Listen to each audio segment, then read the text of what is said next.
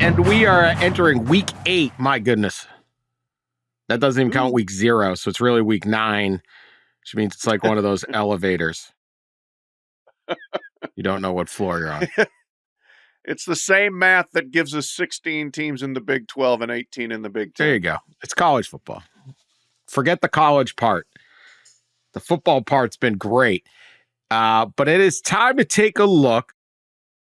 I think one of the things we've discussed all along is like, how in the world is this playoff going to work? What is it going to do to the season?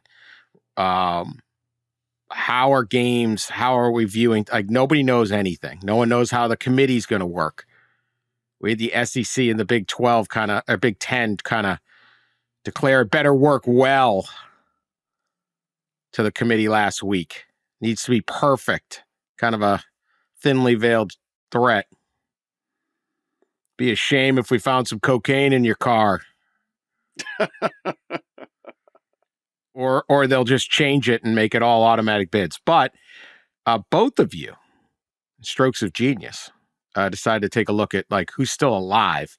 Pat, you found that half the teams in college football still have a shot at this playoff.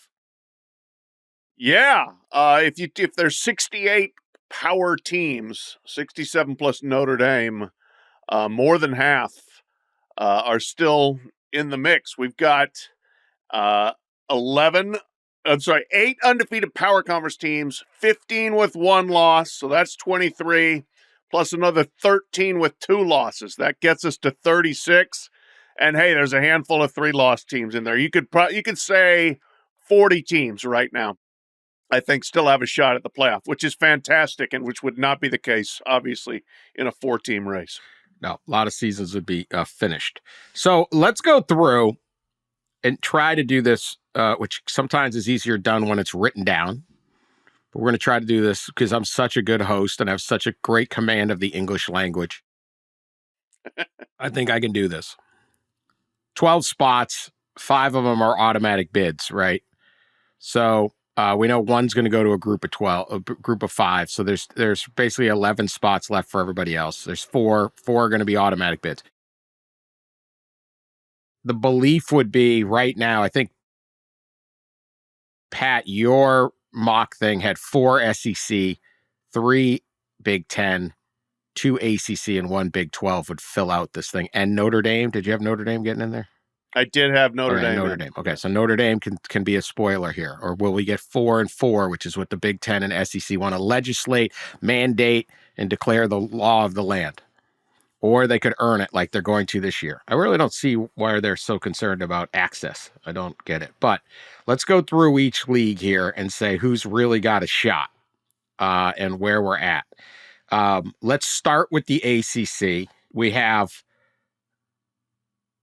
5 teams with a legitimate shot. Unbeaten Miami, 1 loss Clemson, that loss being to Georgia. SMU, Syracuse, and Duke all have 1 loss also. Pat, who do you see getting out? Pittsburgh, undefeated. I'm sorry. Undefeated They got 7. Yeah. I'm sorry. What do they got? 6. Yeah. See, I already messed it up already.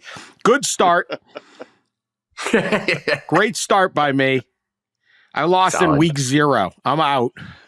I'm like the Minutemen in that bet. Thank God I didn't take that stupid $1,000 bet. Oh, it's a damn shame. It's amazing I wasn't willing to put $1,000 down on the UMass football team against Missouri, Pat's alma mater. We are an academic school, Pat. We are about academics. Yes. Foliage. Yeah. Okay. They had a good turnout, Dan. Did you see that? They feel, the I don't think they did. I don't even think they sold it out. Well, you got close. So, it looked kind of full. It's not easy getting 17,000 into a place. Ooh, got an SEC team coming to town. Dan, you have to support the alma mater more than you are. I don't. That's the thing. I don't. You need to support the alma mater. They need your help, Dan. They need you. I cannot help, but even then, they need it. You're their most famous alum. I'm not. Come on. I mean, no offense to our esteemed colleague, but they've got to have better. Got to have someone better than me. This is an academic school. You guys and your football factories. We're about academics out at the University of Massachusetts. We are the Harvard of Amherst, Massachusetts, other than Amherst College. No, there was a good story on all the heavyweight academic institutions in Massachusetts. UMass is one of them. Sure, we're the cheapest. Yeah. You're so cruel. Somebody sent me a story from the Daily Collegian. Oh yeah, I used to be the editor of that it was a good story about the atmosphere, and it was great, and people were pumped up. I'm sure the Daily Collegian staff did a bang up job on this.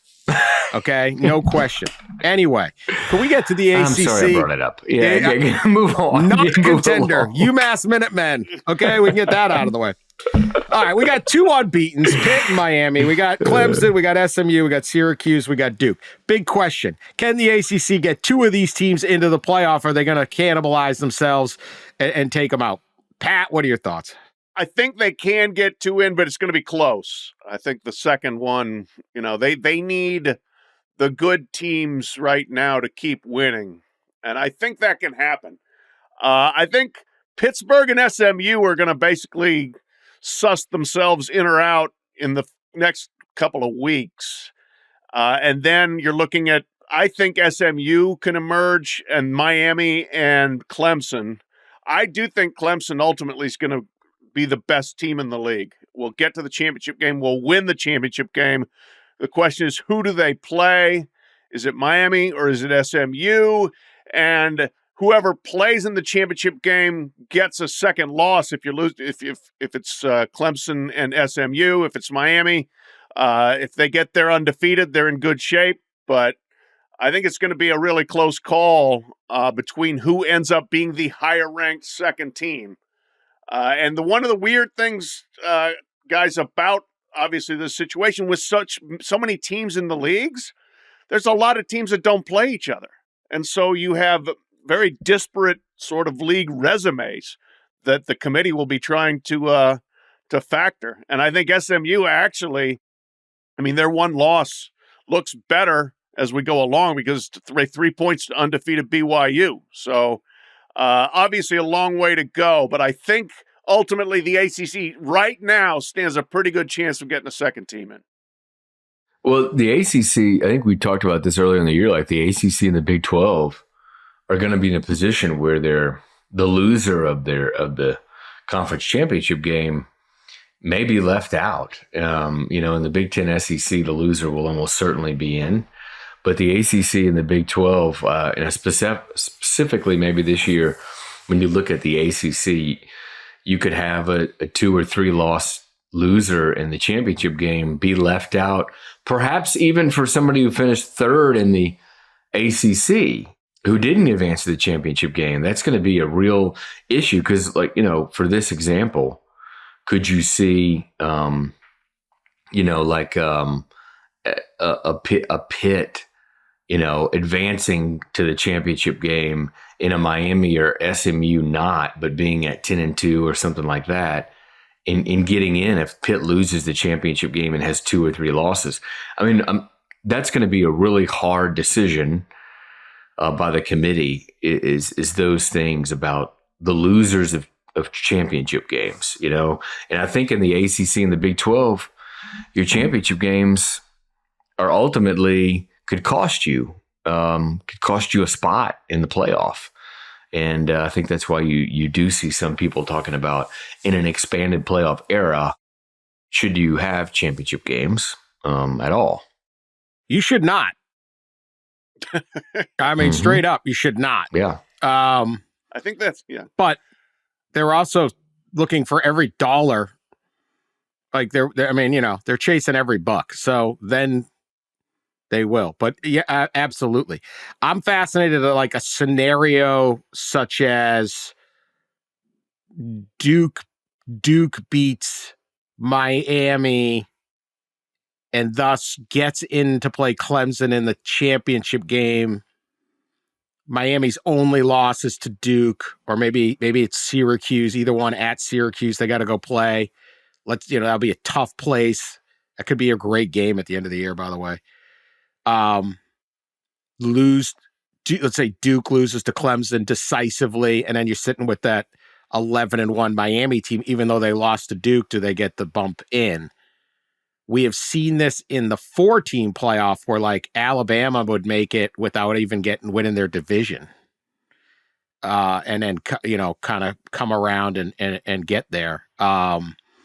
Ohio State didn't win their division and got to sit back and watch USC have to play a 13th game in the Pac-12, play and beat like Utah maybe a second time and couldn't do it.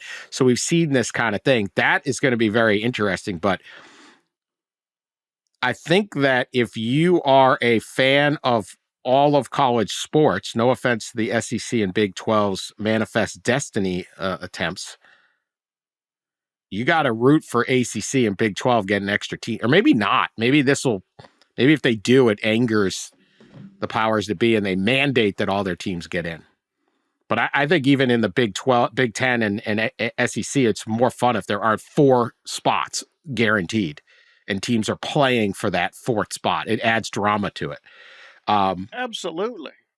I mean, that to have a bunch of really pertinent conference championship games is great because you know how it is in the 4-team situation. You get to championship Sunday and you're watching 2 games and the other 2 do not matter really at all other than, okay, this team's going to go to, whatever second tier New Year's Six Bowl. But from a playoff standpoint, you could ignore some of the conference championship games. In this situation, they all matter a lot. So I think it's going to be great. Yeah. The reason I think they set up the playoff how they did is to try their best to make conference championship games matter with the bye, right. trying to get the bye. But it could cost some leagues. And I think the ACC this year is maybe a good example of it costing some leagues a spot. And the home field on that, the bye where your seating is, and when they eventually, and hopefully soon, extend the home field at least through the quarterfinals, if not all the way to the finals, which they should. Dan, the Bulls have that right now, Dan. Do not cut out the Bulls. I know what you like to do with the Bulls, Dan. It doesn't say that in the rule book. But imagine, okay. Yes, the Bulls. God forbid we, get in the way of the Chick-fil-A people and their $1 million a year job. Well, I think they've signed on for, the playoff, the extension of the playoff. I believe they signed on for another 6 years. You want to make drama, you give home field. Yeah. Okay, yeah. We'll move on to the Big Ten now, right? Next one, I think it's maybe not alphabetical, but Ohio State's playing it. Ohio State has a loss now. They play Penn State in a couple weeks. They could lose that game and still get in the playoff at 10-2, right? But I think so. It's a big difference when you start a season saying we're going to win the Big Ten and we're going to have a bye and then we're going to host the quarterfinals as the 1 seed and getting in as the 10 or 11 and saying, oh, we're going to have to go play Georgia at Georgia in the first round. And if we win that, we got to go play at Texas or something in the set. Like, the home field is so significant in college football that the more home field there is, the more value every loss has. And then you really do care who's getting, because the thing about our old playoff, the 4-team, there was no distinction between being number 1 and number 4, other than you could choose your uniform and kind of pick the bowl closer to you, which really wasn't that big of a deal. And in this case, it would be significant. You do not want to be a 10 or 11 seed. You want to be a 1 or a 2 seed, and that can switch, because if Ohio State, we'll get into the Big Ten, loses to Penn State, like the likelihood they're going to get in the Big Ten championship game is pretty remote with 2 conference losses. They're going to need Penn State to lose like 3 times, or they're going to need Oregon to lose 3. Like, they're not going to have that advantage, one of those 2. So that's the way you make it matter more is eliminate the hosting of the quarterfinals by the bowls. But, God forbid, we get in the way of the Fiesta Frolic. It's not the frolic anymore. Oh, it's still the Dan, frolic. remember they got in a little trouble. They're frolic. They got in a little trouble. They don't call it want. the frolic anymore. They don't call it the They don't call it the frolic. Yeah, that's because They they don't were call They it- call it a investment. summit or whatever. Yeah. They're still frolicking. Is that what you're They're saying? still frolicking. Don't. There's Pat and I have been there the last few years. We've seen some there's frolicking. some frolicking going on. All right, forget Big 10. Let's go to Big 12 because I think maybe Big 10 is Pat. What is it? I'm looking at your thing. Well, Big 10 Big could 12 be. before Big 10. Yeah, why'd you Big do that? 12 That's not before Big 10. alphabetical. E and W. Boy, here we go. I'm here to tell you, you look at Oh, everybody's alphabetical list of the conferences, Big 12 is always before Big 10. Because they use a number. Yes. Goodness. See, that's what a UMass education pays off for. The number. I knew that. It's a tremendous university. Everyone should apply. Yes. Richard Gere apparently is a UMass There you go. graduate. Well, somebody had to be the second best looking guy to come out of there. Natalie Cole, Jack Welch. Y'all got Jack a few Welch, people. big success. Yeah. So it's a murderer's row. Murderer's row. All right. Big 12. Iowa State and BYU are the unexpected undefeateds. One loss. Texas Tech, Kansas State, Arizona State. I think you're missing some teams, including Colorado. But these are your one loss. Colorado's got 2 losses. I know, but the one's a non-con.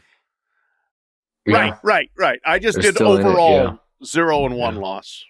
Yeah. Okay. So because Colorado's kind of I put Colorado on my list. Yeah. Well, I did some 2 losses too. Yeah. That could still get in. Sports.yahoo.com. We got the story.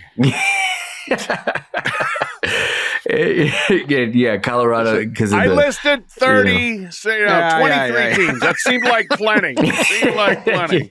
Anyway, so we know this is going to be a dog fight the rest of the way, or cougar fight, a wildcat fight, whatever. Can the Big 12 get 2, or is this just going to be a matchup of a one bid league, or is there a way to do it? Ross, what do you know? Same situation as the ACC, yeah, where you could have a 1 or 2 loss loser of the championship game not get in. And you could see that kind of unfolding here, especially when you look at the schedules of BYU and Iowa State, and there's just so much parity in this league. I mean, we talked about it a lot. It's like the most parity you've ever seen in a power conference of any power league. Everybody's just kind of jumbled up. So this is the league where you could see the end of the season, everybody having at least a loss or 2 and it being jumbled up, where the only team that gets in is the champion. And in the championship game, loser goes out. And like you said, all the way down to Colorado, even a Cincinnati. I mean, those programs only have 1 conference loss, although they have 2 overall, and they're still very much in this. You could see a 3-loss Big 12 champion, happening. I mean, that's a very real possibility. But for any league, the Big 12 is the one where a championship game, I think, doesn't help you in any way, because the way there's the amount of parity in the league, I think you'll have a 2 or 3 loss championship game loser who will get left out. Yeah, I think that's the league that is the most out of the power conferences in danger of having only one team get in. They've shown the ability to just knock each other off, and I think that's just going to continue as we go along. Kudos to Iowa State and BYU for getting halfway undefeated. Excellent seasons. I am not sure I see them being able to go the rest of the way. All right, yeah, that BYU Iowa State possible, but that's a lot of games. There's a gauntlet for both of them, but that would be an incredible Big 12 championship game. All right, Big 10 kind of touched on it. You don't want to be Ohio State, but can they get 4? That's what the Big 10 wants. That's what the Big 10 is going to demand and litigate and all of that. But this season, how is that shaking out, Pat? How many contenders do we have? Well, they've got 4 contenders for sure, with the 3 undefeated teams, Oregon, Indiana, and Penn State, and then Ohio State. But I'm not sure you get 4 in. Indiana's been one of the best stories of the year so far. Love Kurt Signetti, love what he's doing there. But they really haven't beaten anybody very good yet. Their non-conference schedule was soft. Florida International, Western Illinois, Charlotte. And then their league schedule so far, they have beaten UCLA, Maryland, Northwestern. So they don't have a lot of meat on that bone. So if they start taking losses, I think it's not going to stack up very well in comparison to some others. And that's where we'll see how much weight Petiti and the rest of the Big Ten Network tries to throw around about, overall strength of schedule and this and that. And I'll say this, sure a good thing that USC beat LSU in the first game of the year, because that's really what they got for non-conference. That's it in terms of quality wins. So I think you can get there with Oregon, Ohio State, and Penn State. Indiana needs to keep winning because there's just not a lot so far on the resume. This time of year, in an expanded playoff era, we're going to start getting, a lot of playoff eliminator type games. And I think this week in the Big Ten, there's a couple of pretty big ones. Illinois hosts Michigan, and you got to think if Illinois wants to stay alive for a CFP spot that they need to beat Michigan because they've got Oregon later on in the year. And you look at Nebraska plays at Indiana, and for both of those teams, pretty important win when you look at their remaining schedules to get to the end of the year at least 10-2 and have a shot to get in. And even Iowa plays at Michigan State. Iowa's 4-2, but if you look at Iowa's schedule, they I think the hardest games are over. And I believe they avoid Oregon and Penn State this year. So they're all still alive, but they all play pretty big games this year. And it does seem like starting now, a lot of these teams will be playing playoff games the rest of the year. They can't afford to lose. So a big weekend in the Big Ten for some of those kind of schools that are on the cusp of maybe could potentially getting an at-large to keep that alive. You need people to run it. Like, you need Indiana basically to have their only loss be Ohio State, and then maybe make that case. And as we've said and we've seen each week, there is the parity to me has extended to a second level that I didn't necessarily see coming. I thought NIL would give parity, but we've seen that the top 2/3 of a conference, certainly the Big Ten and the SEC, where there's so much money, are more than capable of beating pretty much anybody, or at least competing with anybody. And so, like, the sport is trained to believe in these powerhouses that just run through their league, and then you have them match up at the end.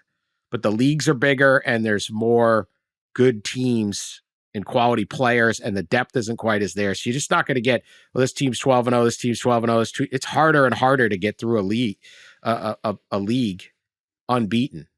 Perhaps it happens with one or two SEC like an SEC team. Maybe Texas does it. But I mean, look, Texas in the Big 12, I'd feel good about their chances to go 12-0, but they got Georgia coming, and they still got to go to Texas A&M. And are you going to make that unscathed? Where does, all these different, the Big 10, Penn State, Oregon still got a ton of travel coming up. How is that going to affect them? So hard to get to that bit. But whether or not they get a fourth bid will be a huge issue here going forward, and whether 8 of the 12 spots are SEC Big Ten. All right, we'll be back to talk about SEC Group of 5 and Notre Dame throwing a wrench in everything. All right, SEC is a dogfight. There's only one undefeated team at this stage. That is the Texas Longhorns. One loss, Texas A&M, surprise team. Their loss is to Notre Dame, out of conference, so they're unbeaten in the conference. LSU, their losses to USC, that's out of conference, so they're 2-0 in conference. Then we got Georgia, who lost to Alabama, Tennessee, and Missouri. Alabama and Tennessee play this weekend. A lot of contenders to get 4 bids. I feel like there'll be a lot of pressure on the committee to give them 4 bids. I'm not Not saying they don't deserve 4 bids.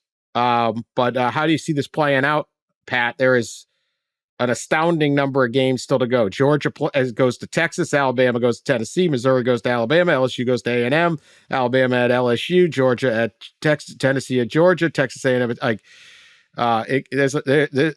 and then there's these what is Arkansas, what is Vanderbilt, what is Florida, all sorts of stuff going on. What do you see happening? Yeah, this is just going to be wild, I think. There are a bunch of contenders, and they play each other a lot.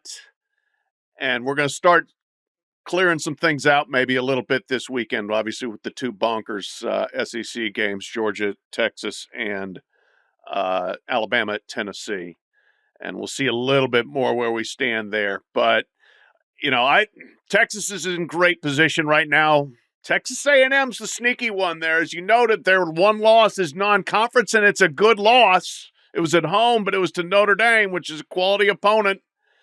A&M, I think, has got a bit of a path to be able to make a run to getting maybe to the SEC championship game with no worse than a 10-2 record, maybe even 11-1. But then, Georgia, LSU, the winner of Alabama, Tennessee, there's just going to be a big pileup of teams there, and there's going to be a lot of squabbling about strength of schedule and who did what and where they played. But the championship game, I would not be shocked. And here again, is the championship game really worth it or not? What if we have Texas and Texas A&M play back-to-back weeks? I mean, we haven't seen them play since 2011. They're going to play in College Station to end the regular season. A&M's schedule, I think, gives them a chance to then get to the championship game. But long way to go to get there. But I think the SEC is a 4-bid league and will be arguing like hell for 5. Oh, yeah. And let me go back. Since there's 6 one-loss teams, right? I think there's 6, isn't there? I named off a lot of schools. Yeah, 6 one-loss SEC teams. It's pretty crazy right now.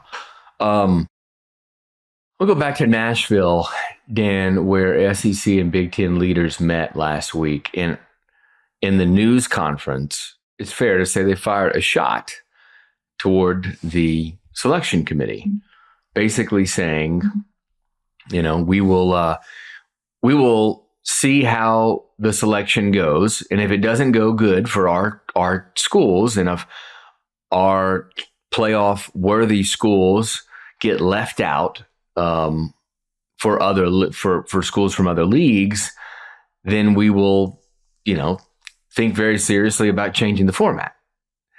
They made it pretty clear. I think Greg Sankey said something like, things better go well, or something to that regard with the selection process. They have to go incredibly well. Incredibly well, yeah. So it's pretty clear that maybe they're going to change the format no matter what, right? Or they're definitely going to change the format if they don't get enough teams in. And I think you look at the SEC's slate, and there could be at least three schools all kind of knotted up at 10-2, with a couple more maybe even at 11-1. And I don't know how they're going to tell the difference in that grouping. Is going to be hard because some of these schools don't play each other. So it's going to be hard to tell the difference there of who gets in, who gets out. And then what if you're left with, again, a Big 12 or ACC championship game loser at 10-2 or 11-2 or even 10-3? And those are going to be the really, really hard decisions for the 10, 11, and 9 seed. And I think the Big Ten and SEC in the press conference last week in Nashville made it pretty clear that they are what they want, and they want strength of schedule, to be at the forefront of the committee's mind. So this should be an interesting selection process, to say the least. So I mean, they're going to do that. I don't know what to make of this, because like we were just saying, okay, the Big Ten, yeah, they got some good teams, but their only non-conference victory of note is USC over LSU. In the last minute in the first week of the season. Yeah, like that's all they got. And that's probably all they're going to get. What's the next best one? I don't know. Penn State over West Virginia or something, like Yeah, probably. Oregon over Boise State. Again, last Maybe. second at home. Like that might be their second best non-conference win. I don't know. I'd have to really run through it, but there isn't a whole lot there. And so you sit there and go, well, we deserve all these bids. SEC, again, like we're talking about one bid maybe from the ACC, and then Notre Dame, who could potentially beat A&M. Georgia beat Clemson. That's important.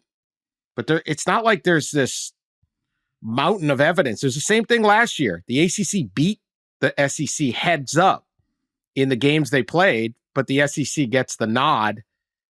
There's a lot going into that Alabama-Florida State thing. But like, at what point do you have to prove it in the non-conference? Like, this is like, I know I all due respect for all these teams. I think they're all capable, but it's when do you have to earn it?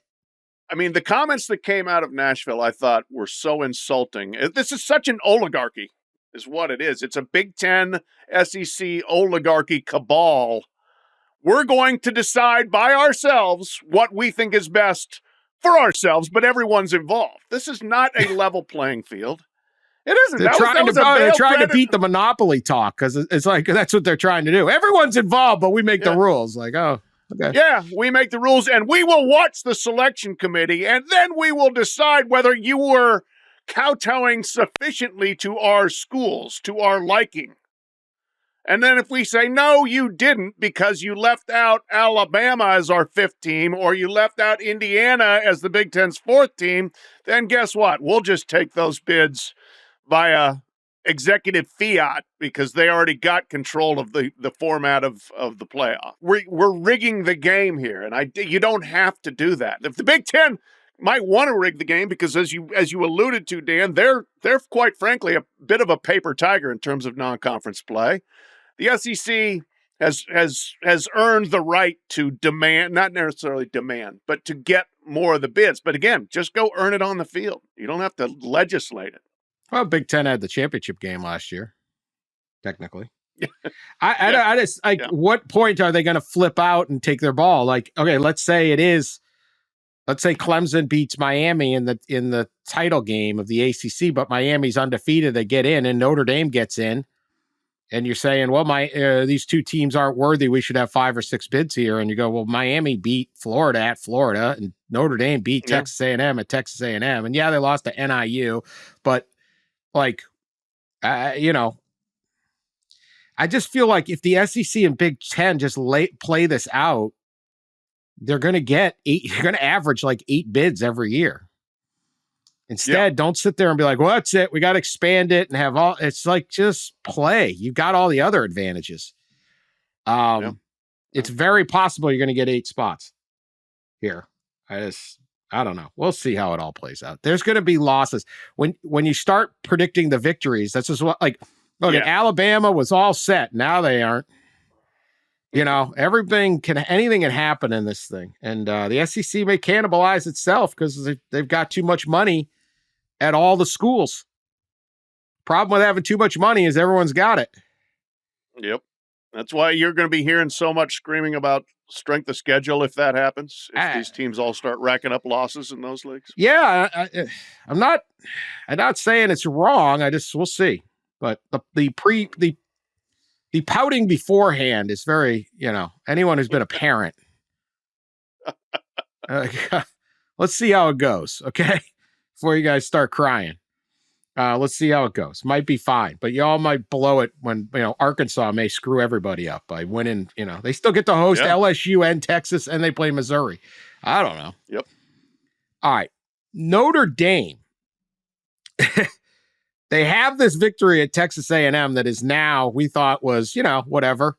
Now has the potential. Oh, by the way, I love the idea of Texas and Texas A&M playing twice in a row in Atlanta. Like, the SEC messed with Texas, and now they're all sitting at home. We can handle these Texas schools. Uh-oh. That would be ridiculous. That would be wild.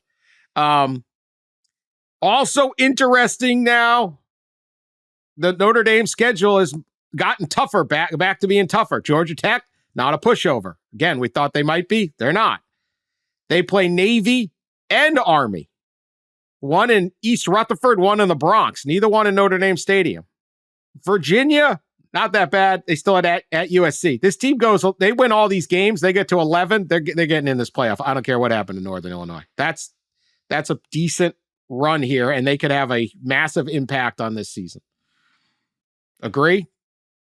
Yes. Yeah, I do. I mean, the service academy games that, usually look kind of like empty calories are now the substantial. Decent, yeah.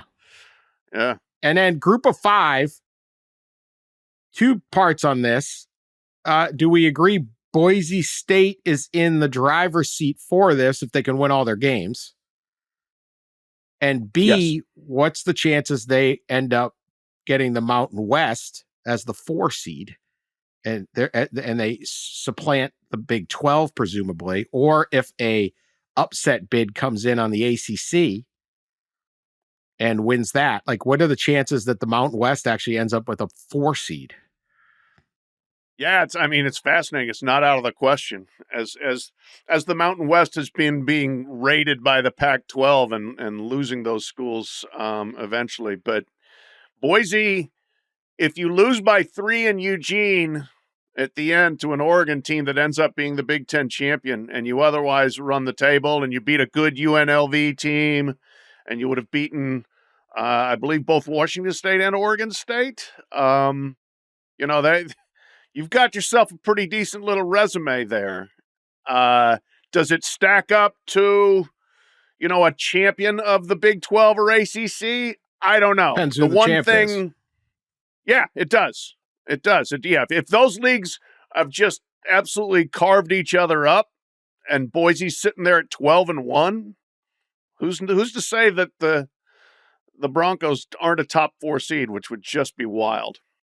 That would be incredible. First year of the expanded playoff, and you'd have a G5 team as the 4 seed, not just the 4 seed with a bye, but potentially with the Heisman Trophy winner as well on the team, and Ashton Genty. So could you imagine? There's all this talk, obviously, about Big Ten, SEC, the gaps growing, a Power 4 split off, all this stuff. And then in the first year of expansion to have a Heisman winner on a Group of 5 team and a Group of 5 champion leap a Power Conference champion and get a bye in the playoff would be pretty incredible. But I think it is doable.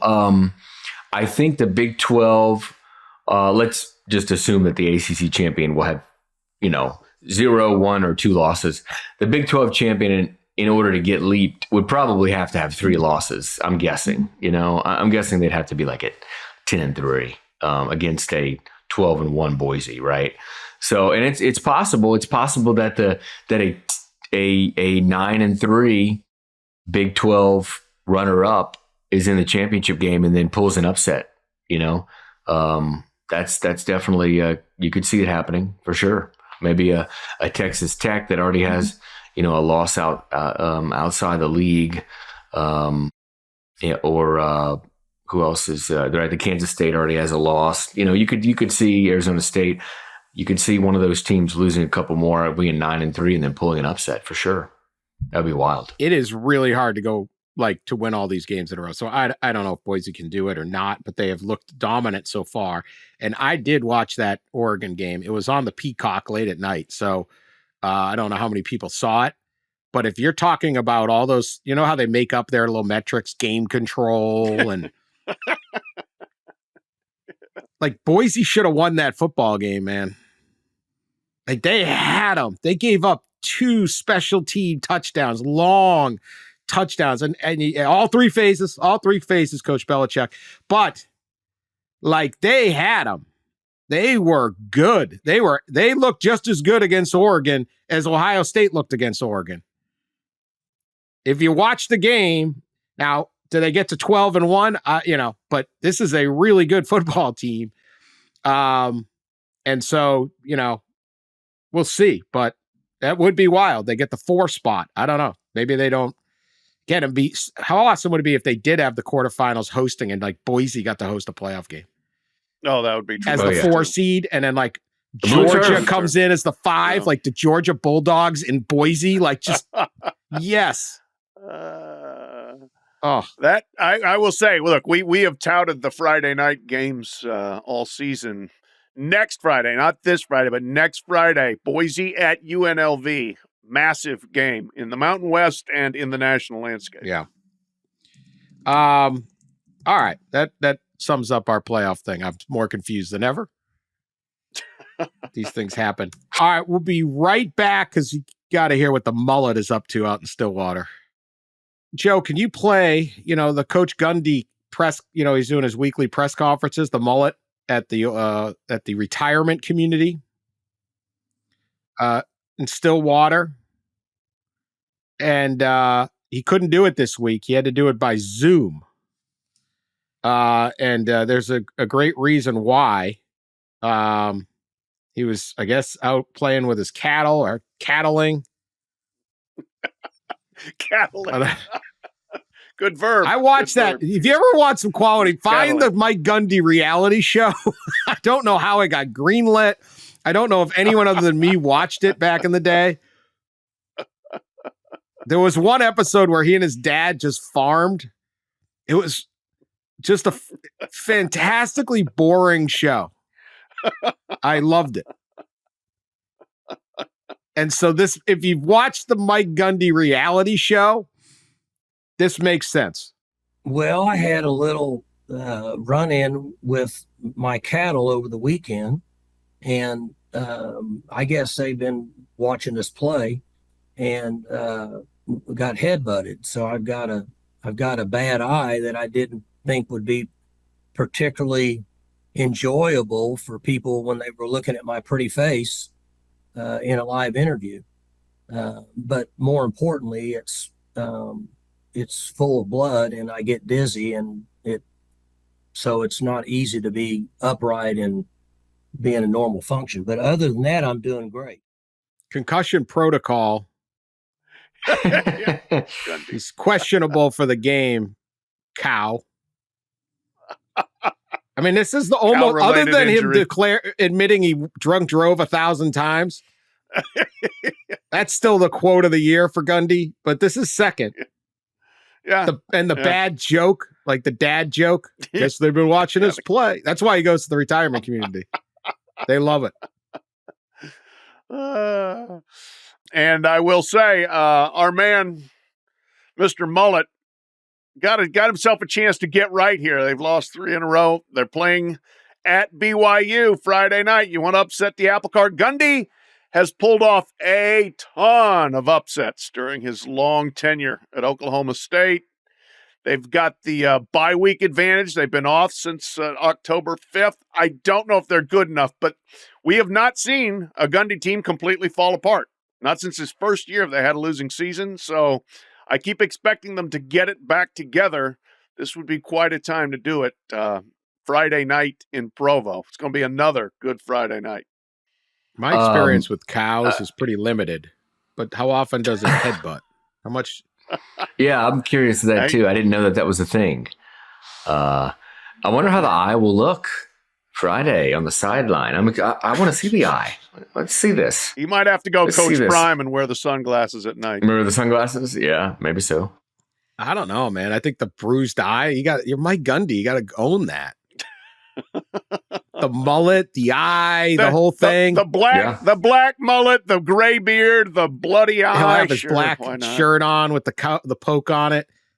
I mean, if there was a way for him to be even more of a ladies' man, I didn't know there was, but this might do it. This might do it. Stillwater mullet. I can't wait. Can't wait to see it. Only Gundy. I don't know. I'm sure maybe there's another coach out there that would spend the open date out, cattling, as you said. Cattling. Well, he does live in Oklahoma, though. That's what seems to be a big thing to do there is cattling. He's as Oklahoma as it gets. All right. Well, also one bit here, update on the Dan Lanning kind of intimated. I don't know that he admitted. I feel like the headlines are a little bit more than what he said, but he intimated that the 12 men on the field play with 10 seconds left against Ohio State was done on purpose. And if you recall, it's a 5-yard penalty, but it took 4 seconds off the clock, which is more valuable than 5 yards at that point of the game. And he was asked about it, and he kind of intimated that we practiced. He was talking about, first he said we weren't in single coverage. He kind of was like, we practiced for a lot of scenarios, and you saw the result. Pat, you had reported exclusively on the pod Sunday that you rode down with the Oregon coaching staff or saw them by the elevators post-game, and they were surprised. You took it as they did not plan the 12 men. So what happened? Yes, I was on the elevator, myself and a couple other meaty people and like 6 Oregon staffers. And they were very excited until they got on the elevator with the media, and then they kind of piped down. But one of them said, in what I took to be a fairly disgusted tone, 12 men on the field. Language. That he may not have been in on whatever the plan was, if the plan was to purposefully take that penalty, but that staffer did not seem to think that it was a stroke of genius, or else he was just putting one over on all of us. I don't know what the actual truth is there, but I did not walk out of the elevator saying, oh, they did it on purpose. I found this interesting. Terry McCauley, is former NFL referee, responded to news about this morning, and he said, he tweeted, the NCAA rule makers set themselves up for this a few years ago when they unnecessarily changed the rule to make 12 men on the field on defense always a live ball foul, which of course means the play, counts. Previously, the play would have been a dead ball foul, and no time would have come off the clock. I assume because of this, we will see a change back.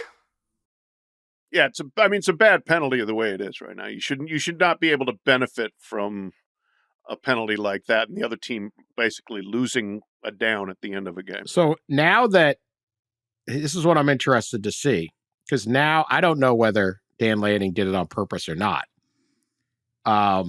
I do find it. I mean, obviously, if everyone's like, this guy's a genius, he found a loophole, you're going to be like, yeah, sure, yeah. Why would you be like, no, I had never thought of it. No, we actually screwed that up coming out of a timeout. Right, it actually, looked stupid. Right. So you claim like this is some serious. This is like, this is a 10 on the scale of Connor Stallions. This is a 10, right? This is a nice move. You've tricked Ohio State. But now that everyone knows about it, what prevents anyone from throwing 13, 14 guys out there? Right. Like, are we going to see it the rest of the way, or can they declare an unsportsmanlike conduct? Ross, like, I mean, if we're let's say it's Alabama, Tennessee, and Tennessee's driving down the field to try to win the game, why wouldn't you put 12 guys out there every play? 13 guys. Right. Yeah. This is going to have to change. Yeah. The penalty is going to have to change back to a dead ball foul. Why? But can they change it in the middle of the season? Well, yeah. Here's the question: is anything more cumbersome than NCAA rules? And so, we've realized we have a bad rule could create an unfair advantage for a team, but no, we're stuck with it until we have a meeting of a committee, of a subcommittee that goes to a council, that goes to a governor's board, and then it gets changed for next year. When it obviously during the game, you there's an unsportsmanlike possibility, right? I guess, but is that is that just discretion? But like when they're driving and everyone's scrambling, yeah, you play press coverage and too deep. You're probably not going to get beat long. It's probably going to get stopped, and the chances are you waste 8 seconds while they give up 5 yards. You would do that every single time. So now everybody knows it. Shouldn't you now coach that into the game plan? Sure. I mean, I would have to think coming out of this in staff meetings everywhere this week, people are talking about that, saying, hey, let's run a prep on this on Thursday when we go through special situations and see if we can, get our guys to to accidentally have 12 or 13 on the field at just the right time. I mean, it's a tricky thing to navigate. This is a potential nightmare. Yeah. I mean, everyone's up in arms about the fake injuries, right? But right. What can you can't do a whole lot with that, especially with the head injuries. No. Like, what do you do? Like, get up, kid. I mean, this isn't Rocky.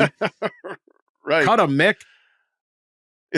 Well, that was fascinating on that front, where Lane Kiffin, Ole Miss, put out a statement about it. They're clearly like, we ain't doing under it on the griddle. Yeah, they just have an enormous amount. They didn't even say they don't do it. They just said we are aware of this, and that Ole Miss has been part of the discussion. That and Dan Lanning, both these kind of confirmations of things. Yeah, I don't know, but I mean, this has the potential to me to be a massive problem. Yeah, because I don't know why you wouldn't throw a guy out there, even if it's a late substitution, or is there? I'm wondering what the refs can do to combat this. Yeah, I mean, I think it is one of those things where you ideally would break protocol and say we need an in-season ruling on this. We need an in-season rule change to go back to the way the rule was. But again, getting things changed in college athletics usually requires several months and several committees. Yeah, right? I mean, just think about it. They could just keep doing it and doing it. You could have 15 you'd be guys giving away out there. 5 yards every. But you'd give away 5 yards every time. You don't want to keep letting the other team. I guess if you saw there's 13 guys, 10, 12 guys, you got to count on your QB to be able to spike it and not kill any time. Right. But let's say there's 40 seconds left and you're at your own 10, right? And it's going to take 6 seconds to run a play. So I just did bad math. That's hard. Let's say take 10 seconds. But anyway, I don't know. This is. I mean, you could theoretically certainly do it a couple of times or more in a drive, unless you're giving away too much yardage. But the time versus yardage equation would be that's where you got 19 analytics guys on your staff. That's what they should be working on. Or goal line. Yeah, goal line, absolutely. I mean, once you're in field goal range, hell no. If they need a touch, I don't know. It's a mess. All right. Speaking of messes, Ross had to go. It's not his fault. I know, part-time, but my computer crashed in the middle of this, so we had to took longer to do this show. Pat, were you aware of the robust turtle smuggling market out there? I was not until now. Yeah, me neither. New York Post.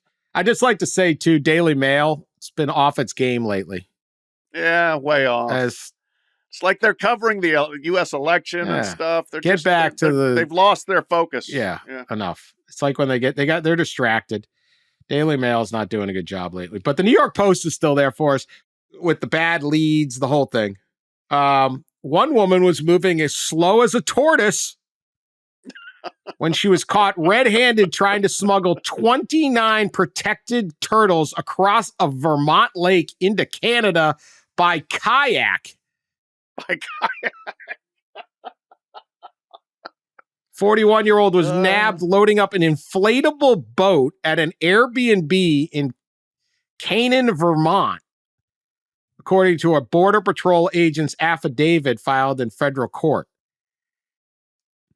They found an Eastern box turtles, 29 of them, individually wrapped in socks in a duffel bag in the inflatable kayak trying to get across, I guess, Lake Wallace. Okay.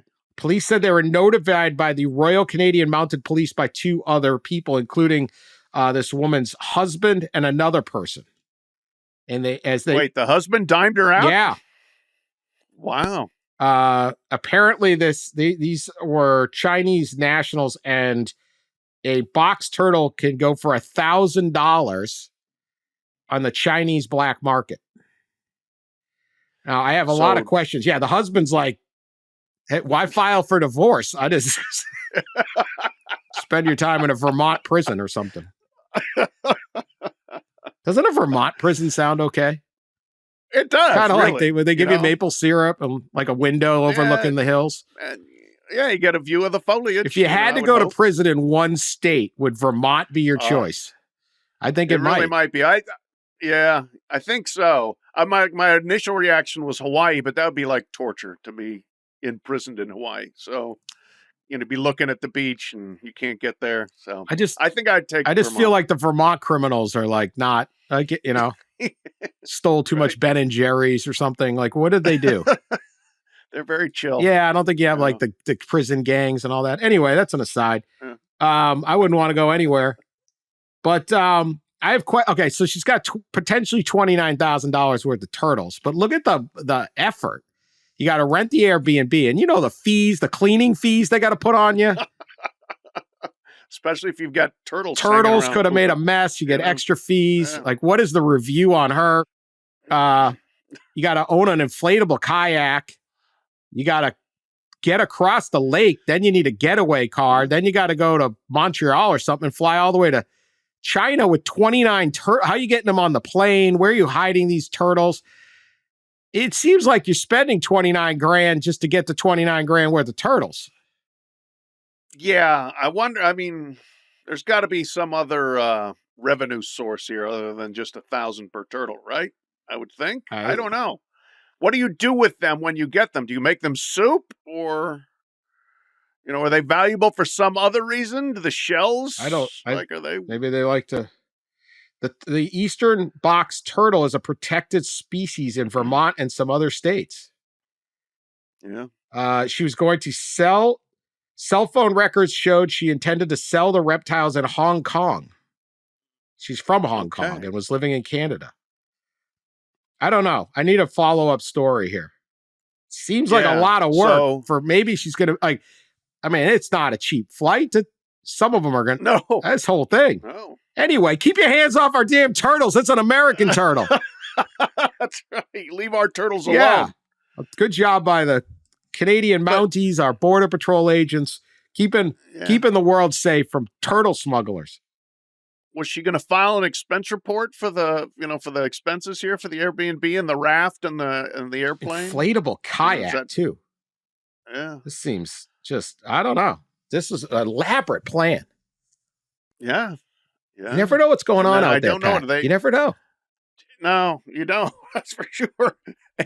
A Vermont turtle smuggling operation I did not think was one of our threats to American security, but here we are. Like this dude just dimes out his wife. Yeah. He's going back to Hong Kong without her. She's or like, stay in Canada. Yeah. Just be like, I'm good. Yeah, right. It's nice up here. Yeah. All right. That's our show. We'll be back Thursday to pick a bunch of games. Obviously, we got Georgia, Texas, Tennessee, Alabama, but then there is just trap games all over. How many games did you say are super intriguing, Pat? I think there are 15 legitimately interesting games. Telling you, more games matter more. That's how it's working now. We'll talk to you Thursday.